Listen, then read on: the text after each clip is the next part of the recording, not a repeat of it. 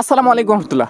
সুপ্রিয় দর্শক বন্ধু, তুরস্কে আগামী 14ই মে হতে যাচ্ছে জাতীয় নির্বাচন। এই জাতীয় নির্বাচনে প্রেসিডেন্ট প্রার্থী হিসেবে রয়েছেন রিসেপ তাইপ এরদোয়ান। আর এই নির্বাচনকে কেন্দ্র করে একটা পোস্ট অনেকেই করতেছেন যে এরদোয়ান সরকার যদি নির্বাচনে হেরে যান তাহলে তুরস্কের যে সমস্ত ইসলামিক ঐতিহাসিক সিরিজ রয়েছে সেই ঐতিহাসিক সিরিজগুলোকে বন্ধ করে দেওয়া হবে। আর এই পোস্ট পড়ার সাথে সাথে তুর্কি সিরিজ প্রেমীদের মনের মধ্যে আলাদা একটি ভয় সৃষ্টি হয়েছে। কিন্তু আসলেই কি তুরস্কের নির্বাচনে রিসেপ তাইপ এরদোয়ান হেরে গেলে ঐতিহাসিক তুর্কি সিরিজগুলোকে বন্ধ করে দেওয়া হবে কিনা সেটাই আজকের ভিডিওতে ক্লিয়ার করার চেষ্টা করবো ইনশাআল্লাহ। সেই সাথে আরও আলোচনা করব তুরস্কের নির্বাচনে রিসেপ তাইপ এরদোয়ানের জিতার সম্ভাবনা আসলে কতটুকু রয়েছে।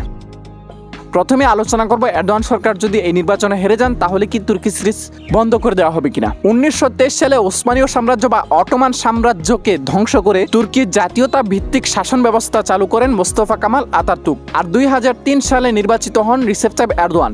সেখান থেকে টানা 2023 সাল পর্যন্ত অর্থাৎ 20 বছর শাসন করেছেন রিসেপ তাইপ এরদোয়ান। আর এই 20 বছরের শাসন আমলে রিসেপ তাইপ এরদোয়ান চেষ্টা করেছেন তুরস্ককে সেকুলারিজম থেকে দূরে ঠেলে দিয়ে আবারও সেই ওসমান গাজী মোহাম্মদ আল ফাতি এবং সুলতান আব্দুল হামিদ খান সানির চেতনা জনগণের মধ্যে জাগিয়ে তোলার। আর এইটা করার জন্য রিসেপ তাইপ এরদোয়ান একাধিক পদক্ষেপ নিয়েছেন। তার মধ্যে অন্যতম একটা পদক্ষেপ হচ্ছে ইতিহাস ভিত্তিক সিরিজ নির্মাণ।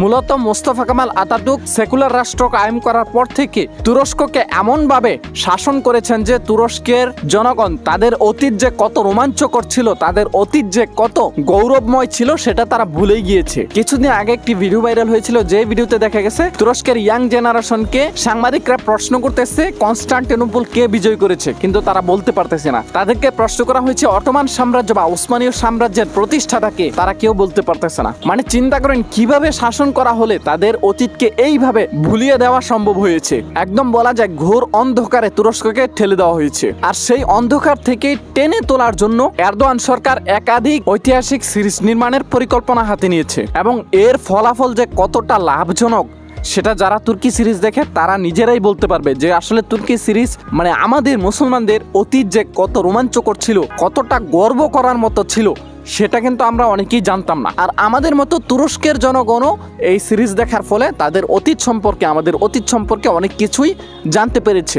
আগামী 14ই মে নির্বাচনে যদি তুরস্কের প্রেসিডেন্ট রিসেপ তাইপ এরদোয়ান হেরেই যান তবে এই সিরিজ বন্ধ করে দেওয়ার সম্ভাবনা কতটুকু এই বিষয়ে কথা বললে প্রথমেই জানতে হবে এরদোয়ান সরকারের প্রতিপক্ষ আসলে কে। সে কি ইসলামিক তুরস্ক চায় নাকি মোস্তফা আতাতুর্কের সেকুলার তুরস্ক চায়। আগামী 14ই মে অনুষ্ঠিত হতে যাওয়া নির্বাচনে রিসেপ তাইপ এরদোয়ানের সবচেয়ে বড় প্রতিপক্ষ যিনি তিনি হচ্ছেন কামাল কিলিচদারোগলু। তিনি মূলত মোস্তফা কামাল আতাতুর্কের যেই দল সিএইচপি সেই দলের প্রার্থী। মানে বুঝতেই পারতেছেন মোস্তফা আতাতুর্কের অনুসারী বা তার দলের কর্মী সে। আর যেহেতু সে মোস্তফা কামাল আতাতুর্কের দলেরই একজন নেতা বা কর্মী যাই বলেন এবং তাদের আইডল মোস্তফা কামাল আতাতুর্ক, সেহেতু তাদের চাওয়াটাও হবে মোস্তফা কামাল আতাতুর্কের মতোই। আর মোস্তফা কামাল আতাতুর্কের মন মানসিকতা বা তার চাওয়া পাওয়া কেমন ছিল সেটা সবারই জানা। যদিও এখন কেউ কেউ প্রচার করেন মোস্তফা কামাল আতাতুর্ক নাকি আধুনিক তুরস্কের জন্মদাতা বা স্থপতি এবং তারা মনে করে মোস্তফা কামাল আতাতুর্ক নাকি তুরস্ককে সামনের দিকে টেনে নিয়ে এসেছেন। যাই হোক, আজকে এই বিষয়টা নিয়ে আলোচনা করবো না, প্রয়োজনে আরেকটা ভিডিওতে মোস্তফা কামাল আতাতুর্কের আসল পরিচয় নিয়ে সে কি আসলেই তুরস্কের জন্য ভালো চেয়েছে নাকি খারাপ বিস্তারিত আলোচনা করব যদি আপনারা চান তাহলে।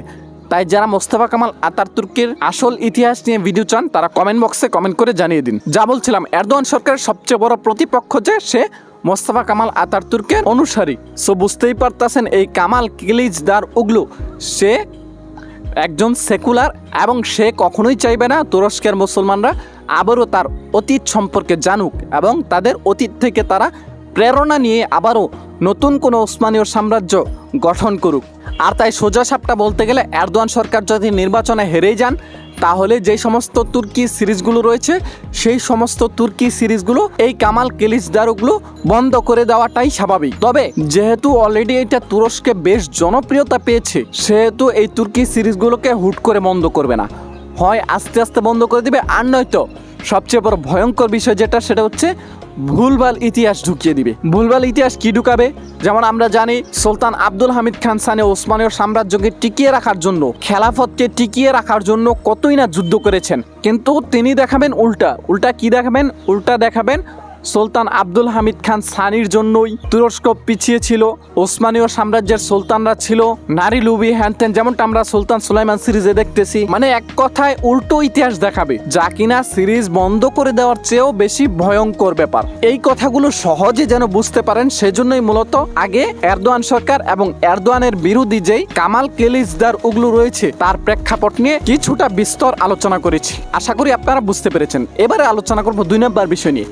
তুরস্কের নির্বাচনে এরদোয়ান সরকার জিতার সম্ভাবনা কতটুকু রয়েছে? তুরস্কে একে পার্টির প্রেসিডেন্ট রিসেপ তাইপ এরদোয়ানের জনপ্রিয়তা তুরস্কে ব্যাপক রয়েছে। তবে পশ্চিমা যে মিডিয়াগুলো রয়েছে তারা অপপ্রচার চালাচ্ছে যে এরদোয়ান সরকারের নির্বাচনে জেতার সম্ভাবনা নেই, জনগণ মুখ ফিরিয়ে নিচ্ছে হ্যানত্যান। আমি যে বাংলাদেশের অনেক মিডিয়া দেখবেন যারা কিনা একদম তুরস্কের এরদোয়ানের জন্য মায়াকান্না দেখাচ্ছে, তারা মূলত মায়াকান্না দেখানোর আড়ালে এইটা প্রচার করতেছে যে এরদোয়ান সরকারের জনপ্রিয়তা কমে গেছে বা সাধারণ মানুষ এরদোয়ান সরকারকে চায় না, এইটা বুঝাতে চাচ্ছে। এবং আগামী 14ই মের এই নির্বাচনকে কেন্দ্র করে পশ্চিমা মিডিয়ারা পুরো তুরস্ক জুড়ে এবং সারা বিশ্ব জুড়েই এরদোয়ান সরকারের নামে বিভিন্ন ধরনের অপপ্রচার চালাচ্ছে। তবে আমাদের বিশ্বাস তুরস্কের জনগণ আগামী 14ই মে প্রমাণ করে দিবে তারা মোস্তফা কামাল আতাতুর্কের সেকুলার তুরস্ক চায় না, তারা চায় এরদোয়ান সরকারের ইসলামিক রাষ্ট্র। এক কথায় বলতে গেলে এরদোয়ান সরকারের প্রতি জনগণের পূর্ণ আস্থা রয়েছে, তবে কিছুটা তো বিরোধিতা থাকবে। কারণ আমাদেরকে যেটা মনে রাখতে হবে,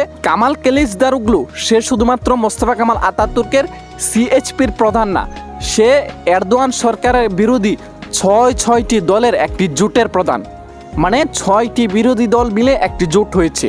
চিন্তা করেন কারবার, 6টি বিরোধী দল মিলে একটি জোট হয়েছে, সেই দলের প্রধান কিলিচদারোগলু। এবং এই 6 দলের পক্ষ থেকে একমাত্র প্রার্থী দেওয়া হয়েছে কামাল কিলিচদারোগলুকে। মানে 6 দলের ভোট পড়বে একদিকে, বিপরীতে শুধুমাত্র একে পার্টির ভোট পড়বে এরদোয়ানের ব্যালট বক্সে। মানে পশ্চিমাদের মাথাই খারাপ হয়ে গেছে, যেভাবেই হোক এরদোয়ান সরকারকে হারাতেই হবে, এরদোয়ান সরকারকে আর ক্ষমতায় থাকতে দেওয়া যাবে না। এবারে নির্বাচনকে ঘিরে কিন্তু আলাদা একটি উত্তেজনা রয়েছে, কারণ পুরো তুরস্কের ভবিষ্যৎ দেখা যাচ্ছে। যদি কোনোভাবে এরদোয়ান সরকার এই নির্বাচনে হেরেই যান, তবে কিন্তু ইসলামিক তুরস্কের যে স্বপ্ন, সেই স্বপ্নই থেকে যাবে। এখন আবার অনেকেই এরদোয়ান সরকার সমালোচনা নিয়ে কমেন্ট বক্সে হাজির হয়ে যাবেন। আমি শুধু এইটুকু বলবো, এরদোয়ান সরকার হয়তো বা এরদোয়ান পরিপূর্ণ একজন আল্লাহওয়ালা না, এবং তাকে আমি মুসলমান জাহানের খলিফাও বলতেছি না, কিন্তু তুরস্কের অন্তত পক্ষে মন্দের ভালো যেটা, মানে এরদোয়ান সরকারের চেয়ে অন্য কোনো দল ভালো হওয়ার কোনো রকম সম্ভাবনা নেই।